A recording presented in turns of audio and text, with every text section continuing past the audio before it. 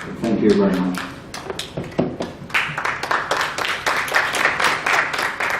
And thank you very much for a very generous introduction.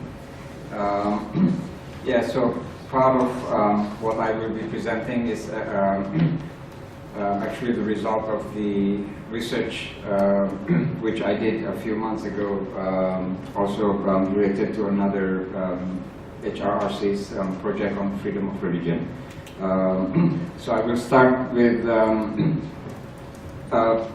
some general conclusions from that study, and then go into more detail on issues related to conflicts or violence against women and children. So,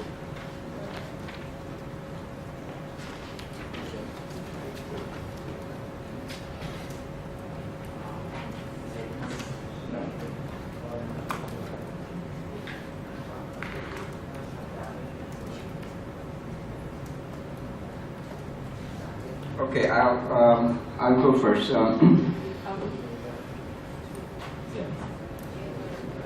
There. Yeah, that's correct. Yeah, thank you. So I will start with a very important historical moment in Indonesia's recent history, which is 1998. That's the start of democratizations. Much of what is going on in Indonesia, especially in the fields of human rights, or more specifically on religious freedom, I think we have to understand within this new context of democratization, which started in 1998. First, in terms of the legal framework, after 1998, it's the guarantee for religious freedom and for human rights in general, actually. It's very much stronger.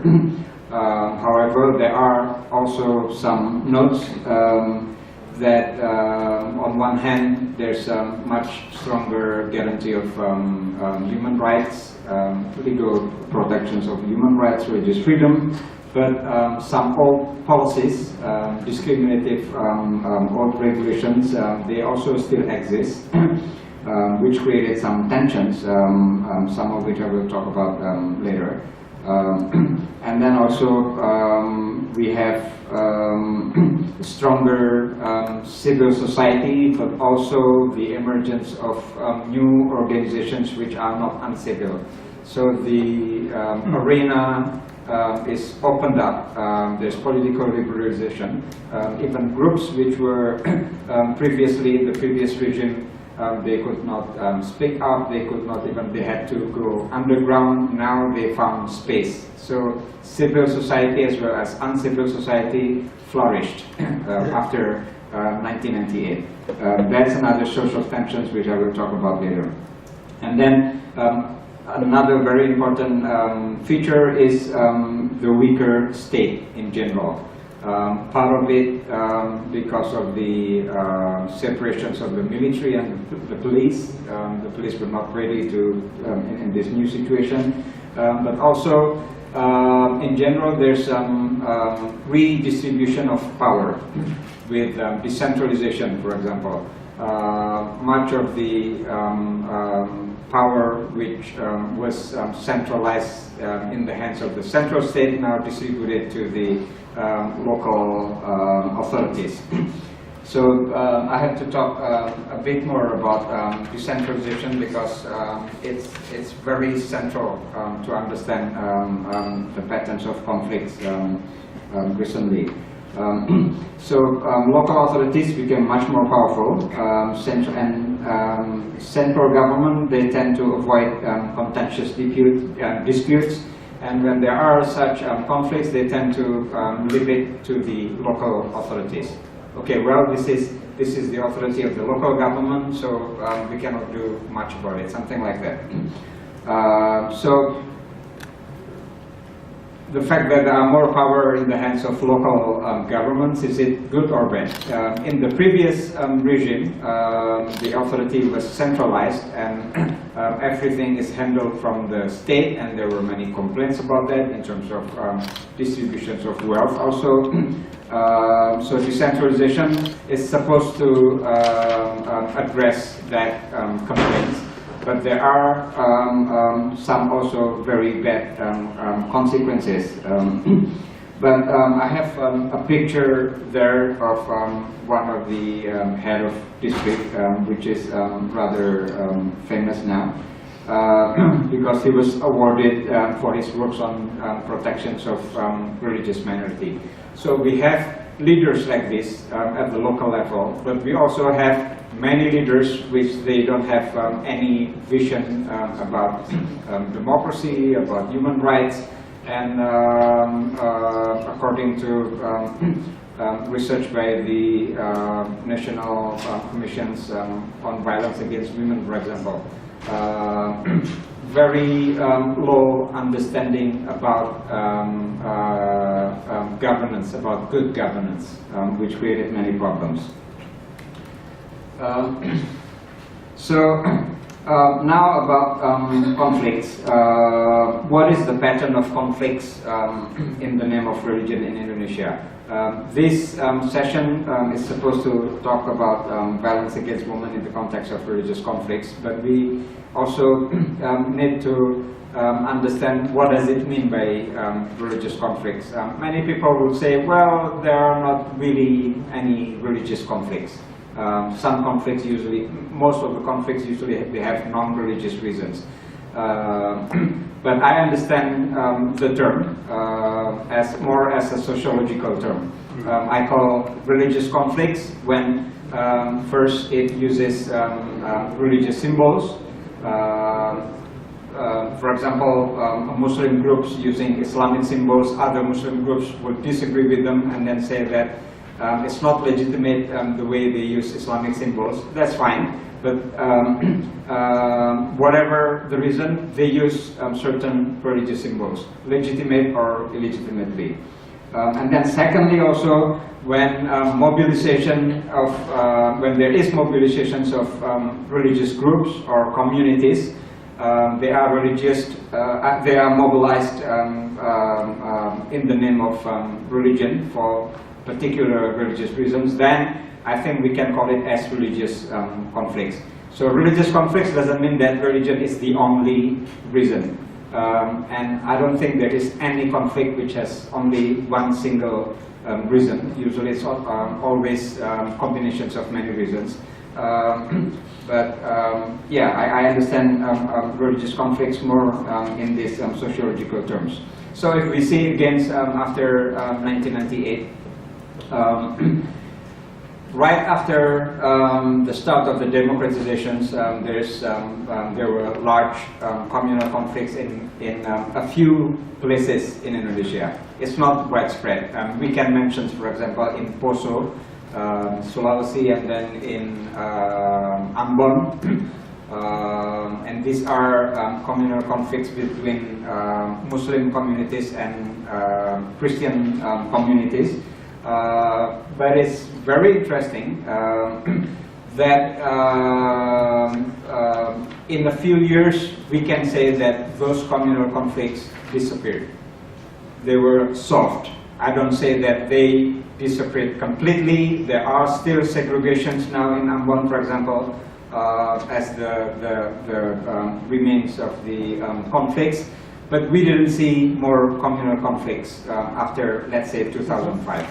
So we can say that this kind of conflicts, it is not prevalent anymore. And then also from 2002 to 2005, there were terrorist acts in the name of Islam. Every year you hear news about bombings here and there. 2002, 2003, 2004, in different places in Bali, for example, the most famous one in 2002. But again, after 2005, you don't hear more of this kind of terrorist acts.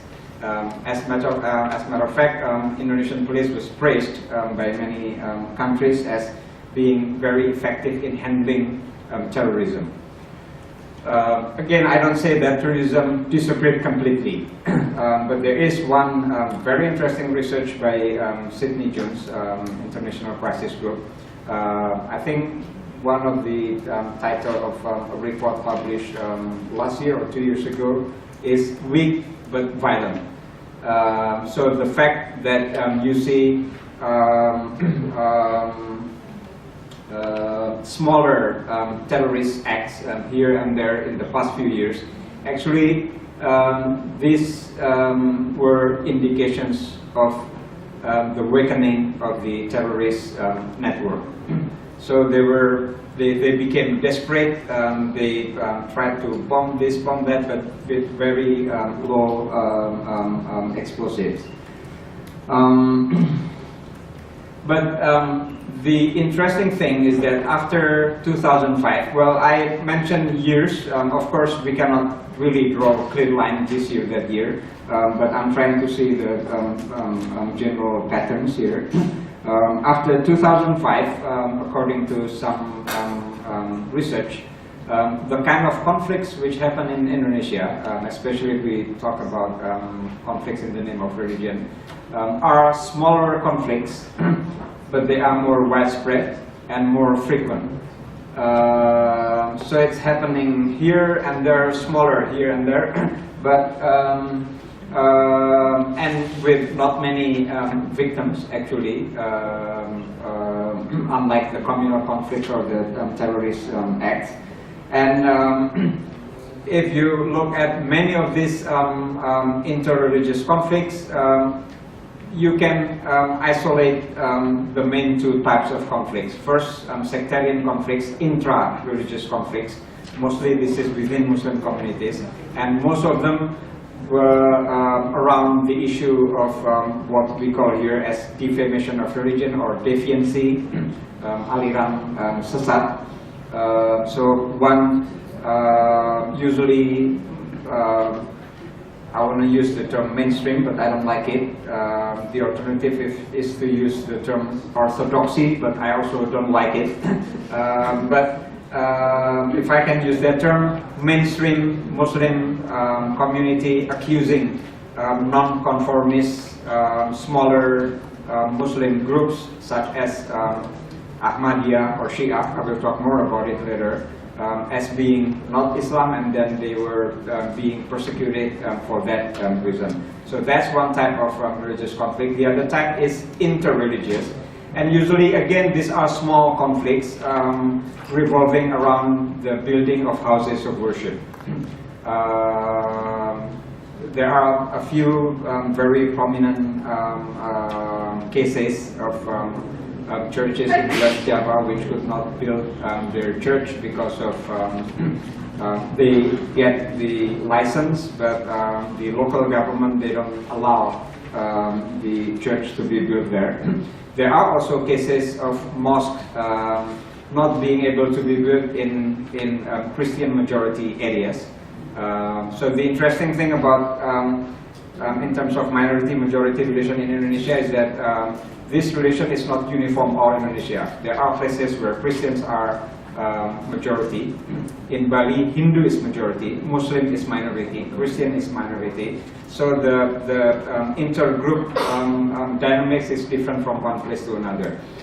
So even though the case of houses of worship are taking place in terms of different religious communities, but of course the main issue is with Christian churches. Okay, so these are two types of conflicts, and as mentioned in the previous sessions, usually violence against women in these religious conflicts are reflections of the broader trend. So violence against women taking place not only in times of conflicts, but also a kind of continuations of trends which are also taking place in non-conflict situation.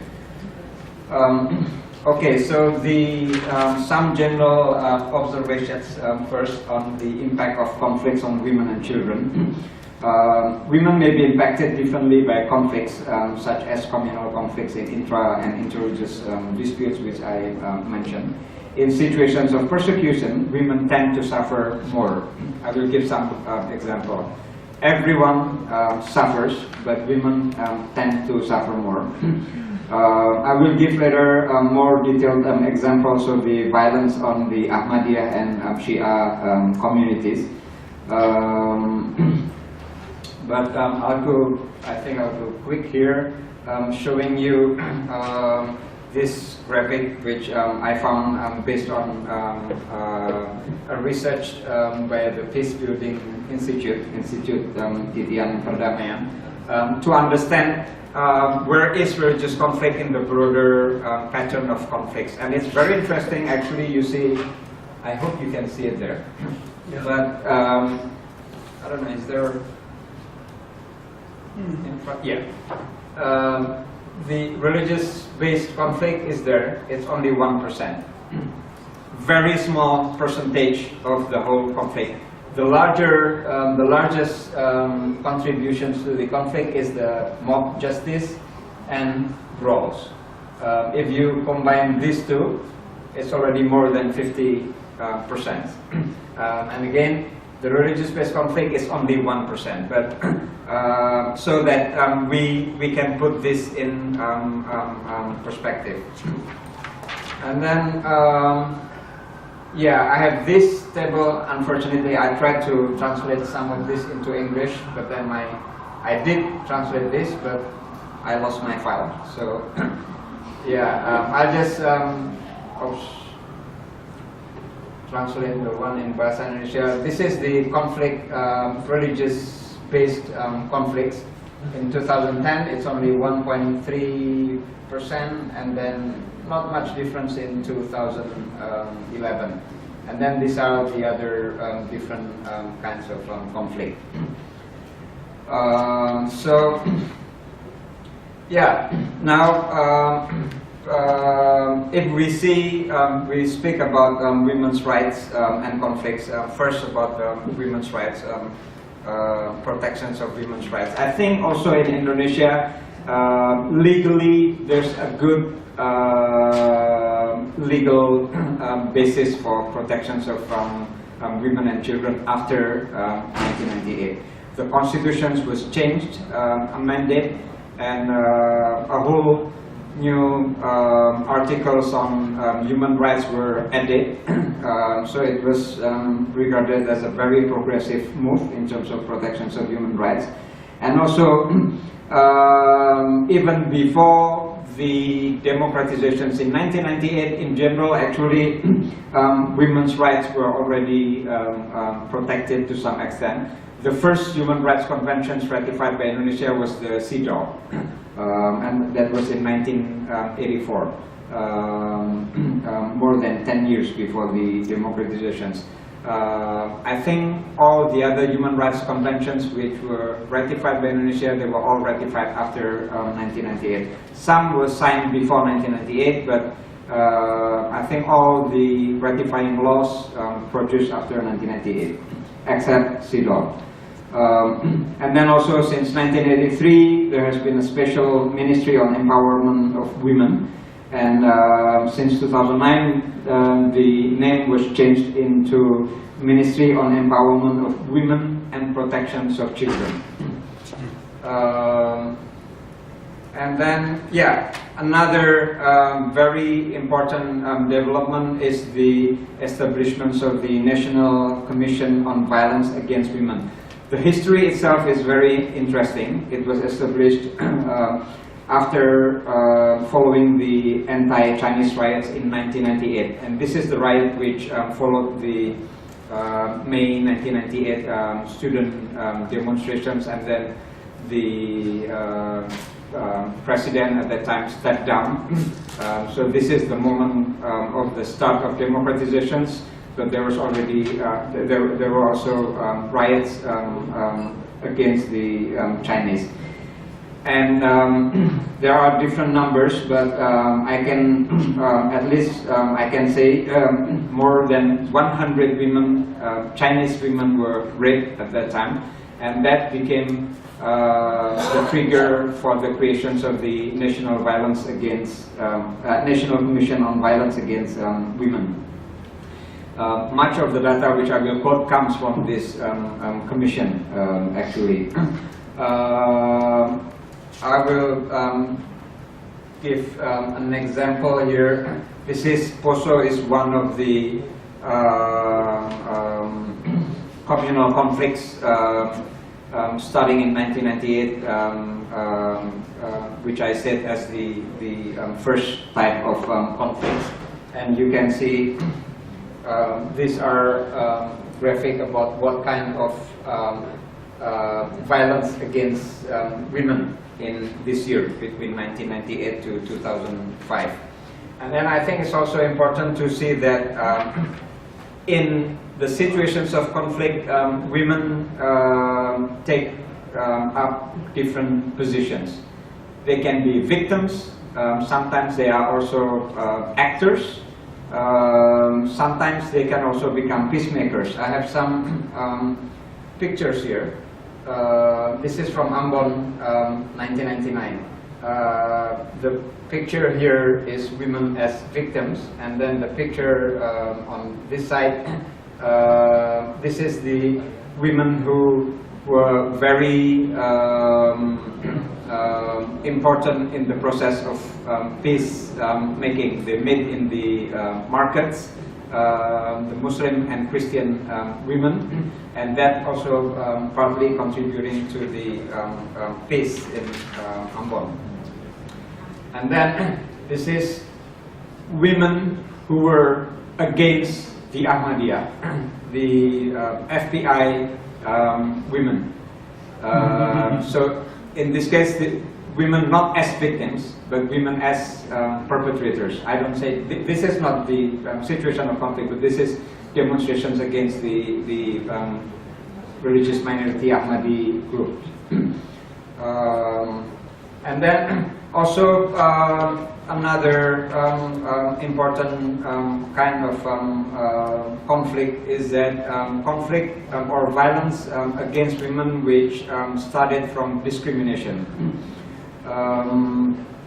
And a very important area of discrimination impacting women in Indonesia nowadays is from local regulations or local laws. And this is a very recent phenomenon after 1998 because of the decentralization. Decentralization gives authority to local governments to create local laws. And you can imagine when I say local, that means more than 500 provinces, cities, districts, which also means thousands of lawmakers, local lawmakers, and it's difficult to expect a uniform quality among these thousands of lawmakers, and they produce all kinds of local laws, not only discriminative local laws in terms of religion, but also different kinds of laws on investment, etc., which later were overturned by the Supreme Court. So one example of the local law, which is, we can say, religion-based, and this is a famous example, is from Tasik Malaya, in which women's appearance and mobility is controlled. Another example, this is a famous example, it went to many, even to international media, is the Tangerang's local city law on prostitution, which picked up women in the evening suspected of being prostitutes. So this one case is on women who work in the evening, and he was picked up and put in prison by the local police there because she was suspected as prostitute. She was a worker. And this issue became really huge at that time. But the law is still there. And then the special case of Aceh. We have to mention Aceh. Aceh is a special case, a special province. It's special because it can create its own Sharia laws. There were decades of conflict between freedom movement in Aceh and the central state. Following the tsunami, there was peace agreement, and then Aceh was allowed to create Sharia laws, the only province in Indonesia. When I say earlier Sharia-based laws at the local level, they are all at the district or city level. At the level of province, it's only in Aceh. It's only possible in Aceh.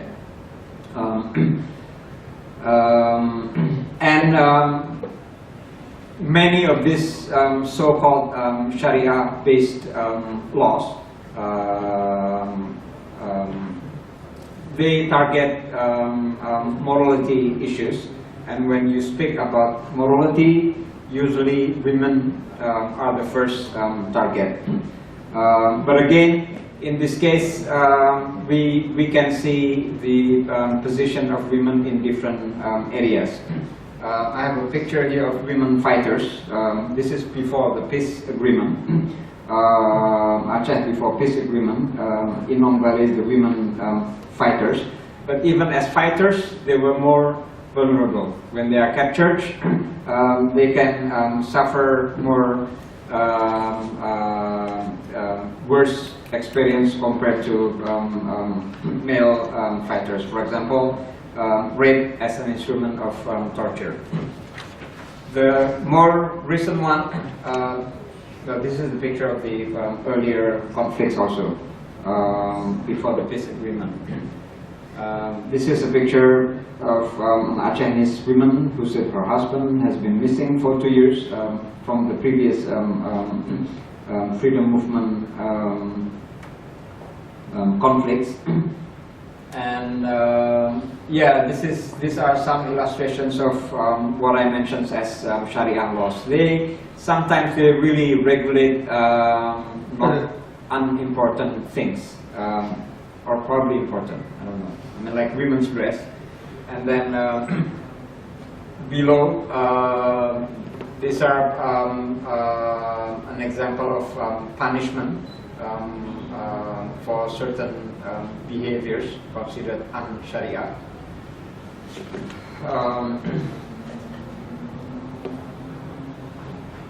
Yeah, okay, and then next topic, which I think is very central when we speak about women and children in religious conflicts, and these are issues related to refugees. I think it's very central, and probably most of the problems lie here. When I speak about refugees, I don't know whether the term refugee is the correct term. Some people would tend to use the term internally displaced people. Yeah, some of the refugee camps, they are in Poso because of the Muslim-Christian conflict, which I mentioned later, and two refugee communities which still exist today. Both are related to the sectarian conflicts which I mentioned earlier, the Ahmadiyya community and the Shia community. In Mataram, until now, there are still more than 100 persons displaced from their village, the Ahmadi community, since 2006, which means it's already 8 years they've been there, living as refugees with very minimum facilities. Their basic needs are not fulfilled. And then more recent, the Shia community in Sampang, East Java, since 2012.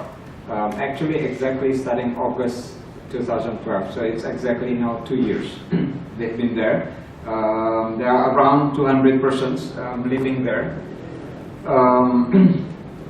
And when people become refugees, then the tendency is that more of their rights are sacrificed. They lost more of their rights, their civil and political rights, their economic rights, most of their rights, the basic needs, for example, especially in the early phase of conflict, and then medical service, education, and then pregnant women in the that situation, they don't get enough of service or facilities. And then if a community stayed there for years, 2 years, or even 8 years, then there are women giving birth.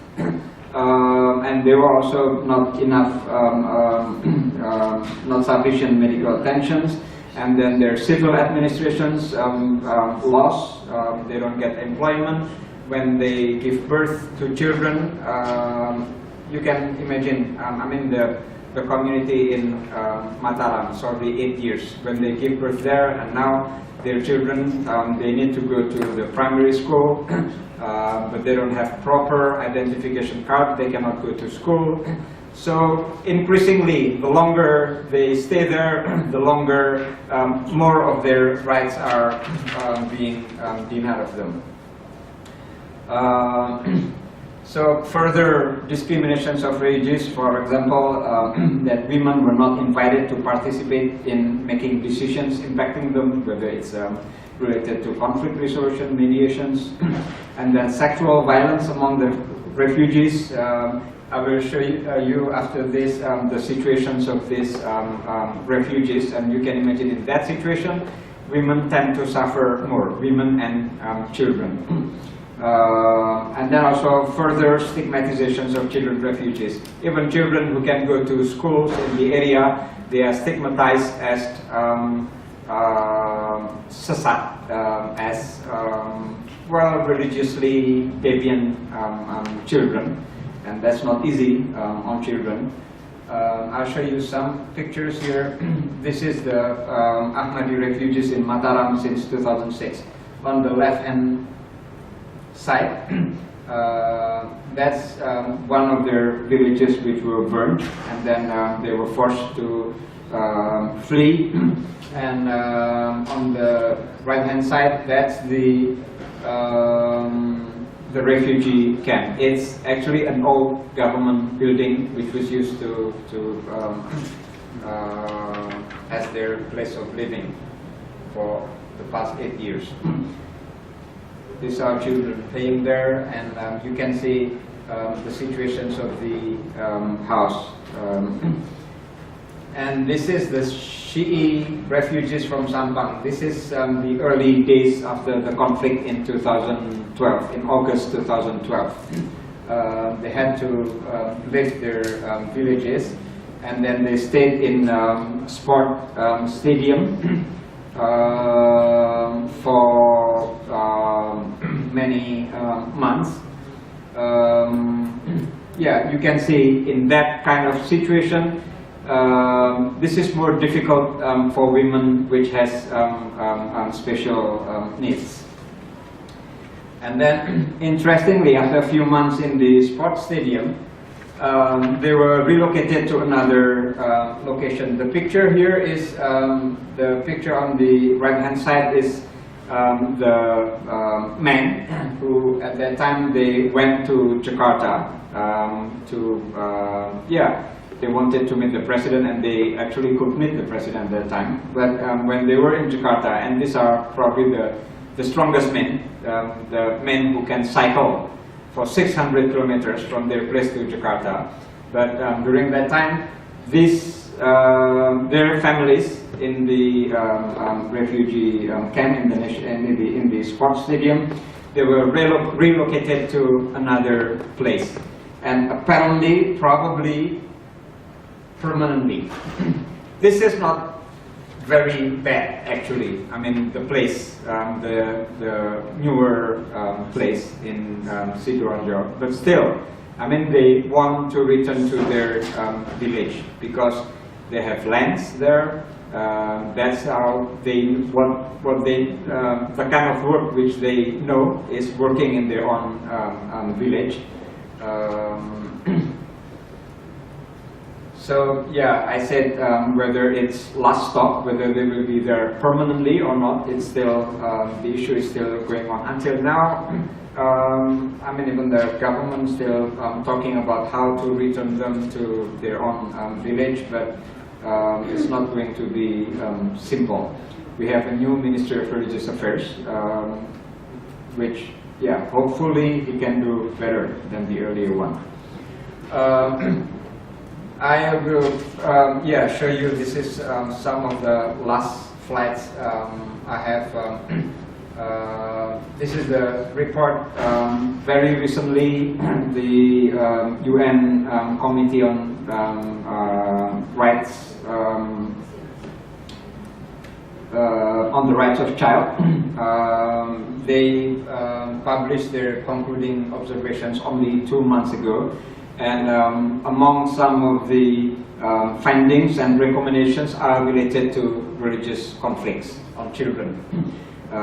What they found, for example, insufficient protection from violent attacks against religious minorities, including children. Insufficient assistance to the victims, many of whom lost their homes in the attacks and had to stay in temporary shelters for years, and lacking sufficient access to clean drinking water and sanitation, food and healthcare. And when they say attacks on religious minorities, mostly they refer to the two communities which I mentioned earlier, the Ahmadi and the Shia. And then another report from Amnesty International last year, and one of their conclusions is also refers to children of the displaced communities of the Ahmadiyya and Shia. I put these two reports actually on the reading. This is a very interesting new development, only taking place last month. The presidential regulation on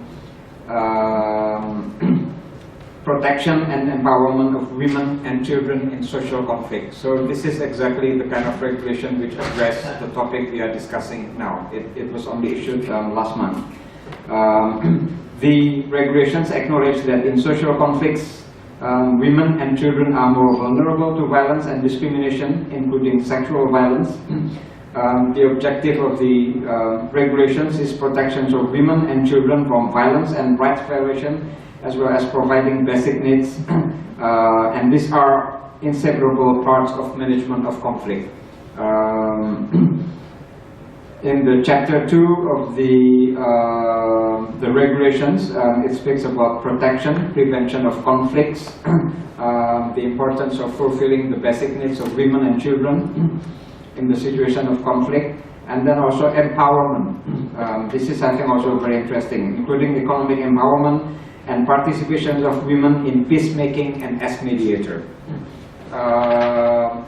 I will go very quickly the last two slides on women for peace, which I think is also actually another important topic to be discussed when we discuss about women in conflict. That is about women for peace.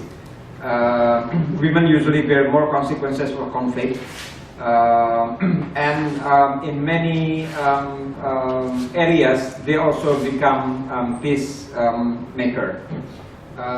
In the reading material, I also include this very interesting report by the Center for Humanitarian Dialogue. This is on women, Indonesian women in peace table. So you can read about it in the material. And yeah, so I close my presentation with this picture of the Shia women community in Sampang. The poster which they carry, basically it says, Mr. President, we want to go home. So probably that's, we are going to have a new president. And I close this hoping that the new president will also listen to this demand. Thank you.